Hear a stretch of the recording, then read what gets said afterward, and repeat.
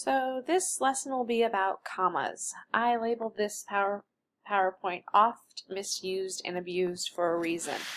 Commas are probably the thing I see students misusing or not using at all the most. This is especially prevalent in their essays where there will just be a general lack of commas or so many commas that it's clear that no rule is actually being followed. The most basic rule I would say that could help you understand where to put a comma is if you, in speaking, know where to pause. If most commas indicate a pause that is supposed to be, present in verbal speech. So we'll be looking at some more specific rules, but at least you might want to consider as just an overarching rule is if I was saying this, would I need a pause right here? If so, consider putting a comma in it, and hopefully you'll be more conversant with that after you learn all these rules.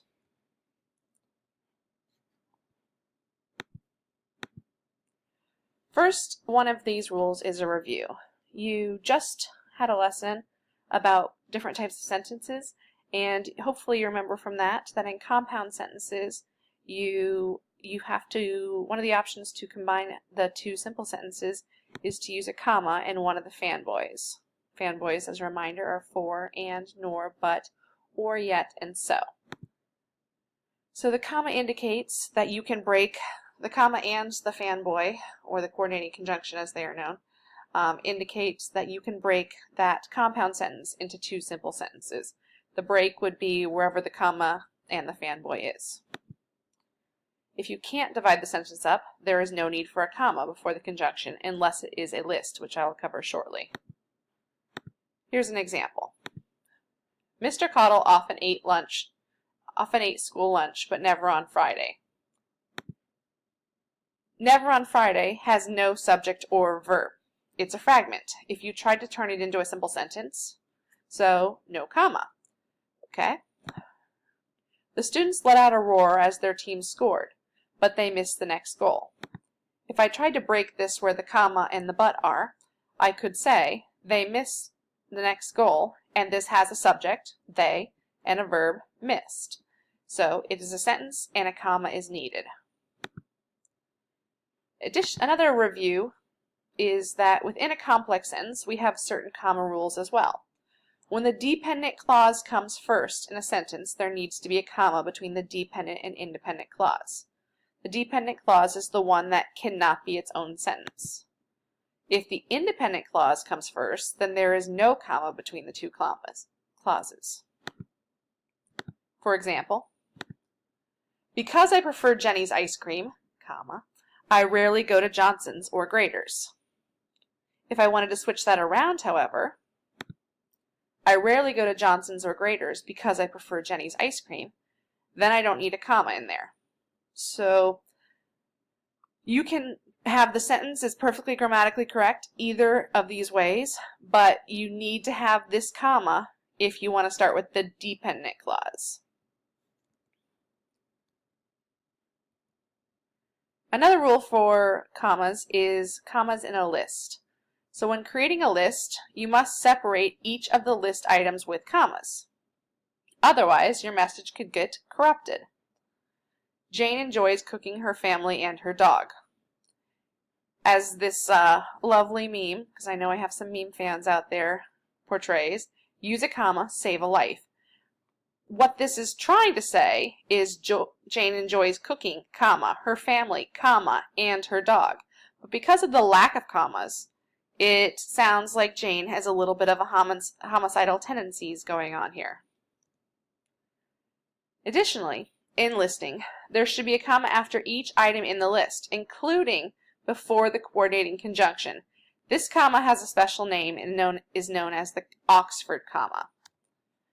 It helps prevent confusion, such as in the following situations. We invited the rhinoceri, Washington, and Lincoln. So here we can tell it is a list.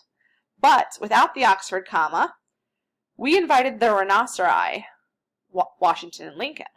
It sounds like the rhinoceri are named Washington and Lincoln. which of course would just be silly as this picture indicates. Or, with the comma, you're listing your breakfast. I had eggs, toast, and orange juice. Perfectly normal. Without the comma, I had eggs, toast, and orange juice. So if you are putting orange juice on your toast, then you could leave the comma out here. But if you were trying to portray that you ate these things all separately, then you need the Oxford comma before the and. Right there. There is an exception for using commas in lists. So when the list involves something complicated, multi-word phrases that you are listing, it can be better to replace the commas with semicolons, especially if there's any commas within your list. So for example, I have been to Toledo, Cincinnati, and Columbus in Ohio, semicolon, Detroit, Southfield, and Ann Arbor in Michigan, and Atlanta, Smyrna, and Lawrenceville in Georgia. So because I am listing cities all within the same state, I have a list within a list. So here, to define my overall list, which is what cities I've been to in each state, I need to differentiate and use semicolons in those places. We also need commas for introductory phrases. This is probably the #1 place where people leave them out. So introductory phrases are at the very beginning of a sentence, and they set the stage for the main action of the sentence. But they're not complete clauses.